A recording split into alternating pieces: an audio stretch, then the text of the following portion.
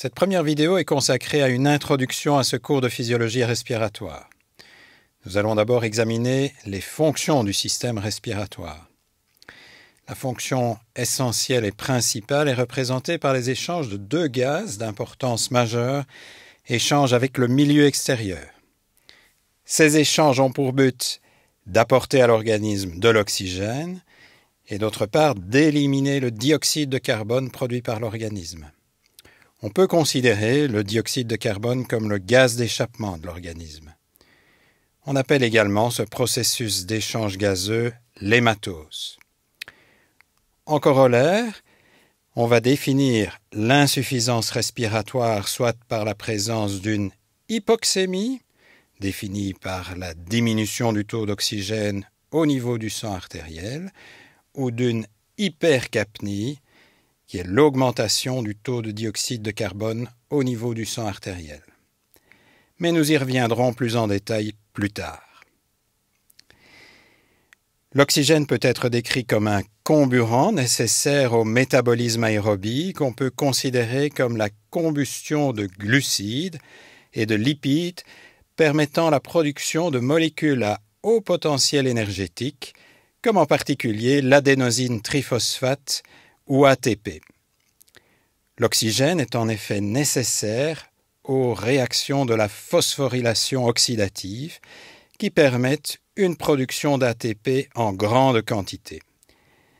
Cette énergie sous forme d'ATP est nécessaire à l'homéostasie de l'organisme et aux diverses fonctions physiologiques.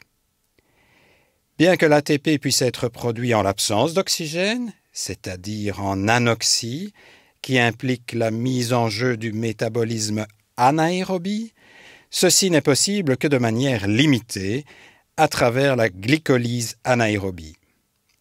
Le métabolisme anaérobie exclusif est incompatible avec une survie prolongée. Certains tissus qui ont un métabolisme de base élevé, comme le cerveau, sont plus sensibles à l'anoxie. Le métabolisme aérobie est plus efficient que le métabolisme anaérobie. En effet, à partir d'une molécule de glucose, on produit nettement plus d'ATP en présence qu'en absence d'oxygène.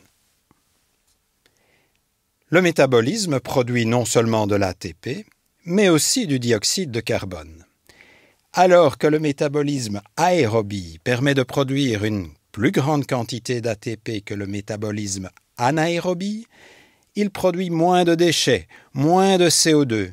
Il est donc beaucoup plus efficient pour l'organisme de travailler en aérobiose qu'en anaérobiose. C'est donc le système respiratoire qui est responsable, avec le système rénal, d'évacuer le CO2 vers le milieu extérieur. En comparaison au système rénal, le système respiratoire permet d'évacuer une plus grande quantité de dioxyde de carbone et plus rapidement. C'est particulièrement important dans des situations où la production de CO2 augmente brutalement, comme à l'exercice physique par exemple.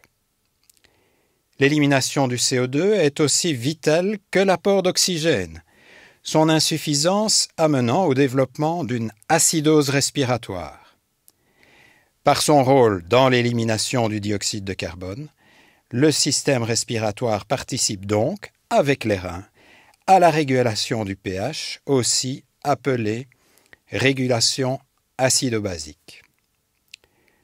Le dioxyde de carbone intervient en effet dans un tampon très important, le tampon bicarbonate, qui est le plus important de l'organisme.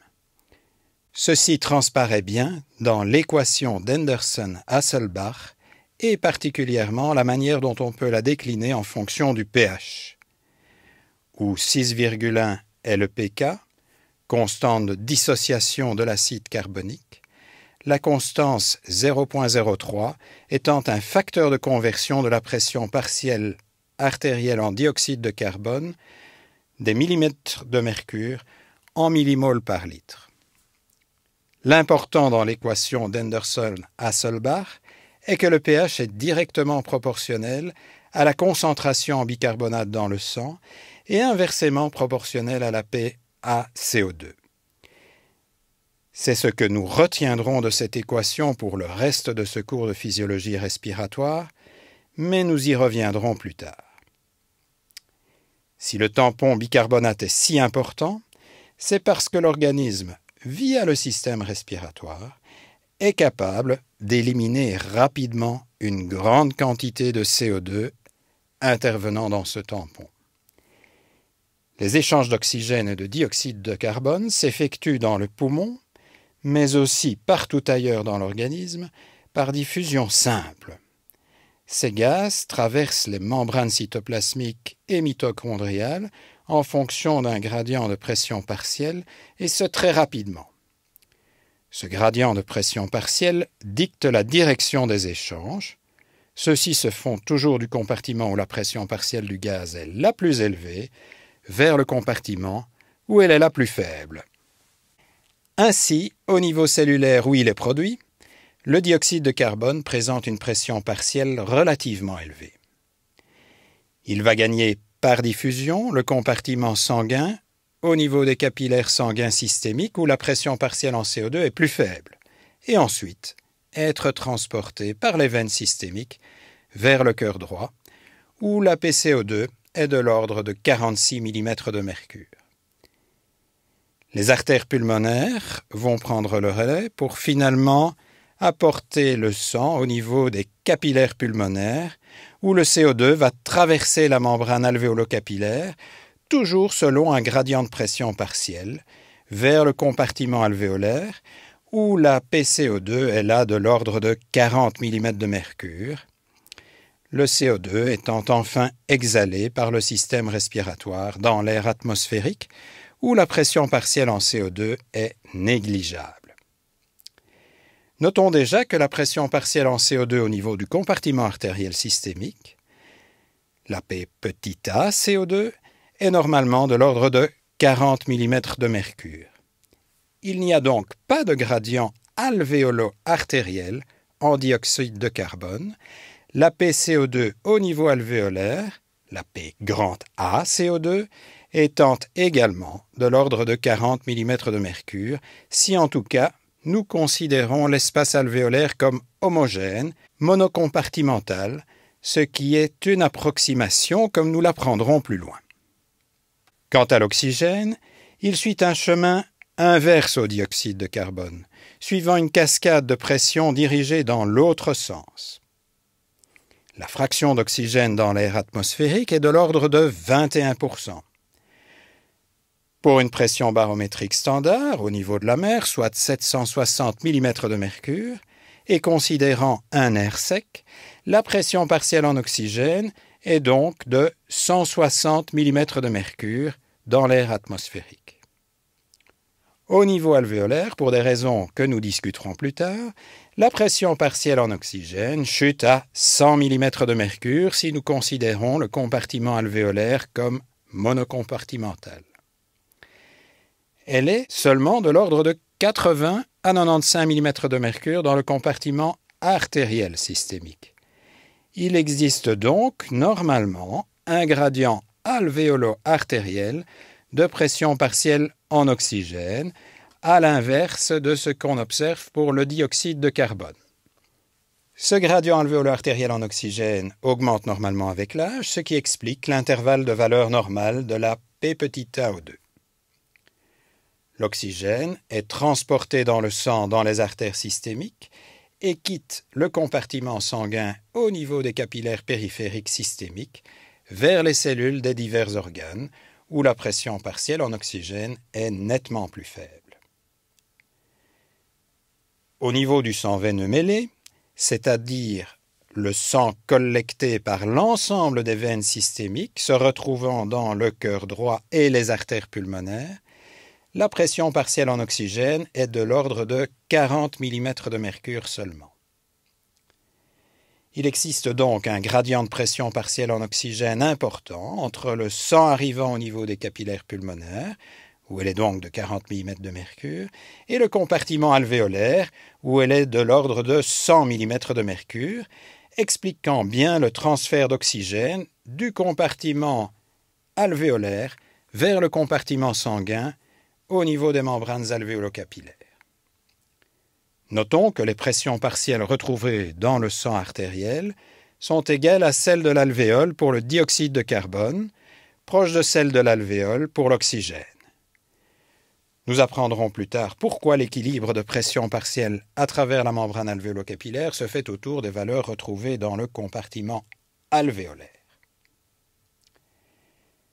Pour maintenir les gradients de pression partielle en oxygène et en dioxyde de carbone entre le sang arrivant au niveau des capillaires pulmonaires d'une part, le compartiment alvéolaire d'autre part, il est essentiel qu'il existe d'une part une ventilation alvéolaire suffisante, c'est-à-dire un renouvellement permanent de l'air alvéolaire par de l'air atmosphérique riche en oxygène et pauvre en dioxyde de carbone, et d'autre part également une circulation du sang dans les capillaires pulmonaires.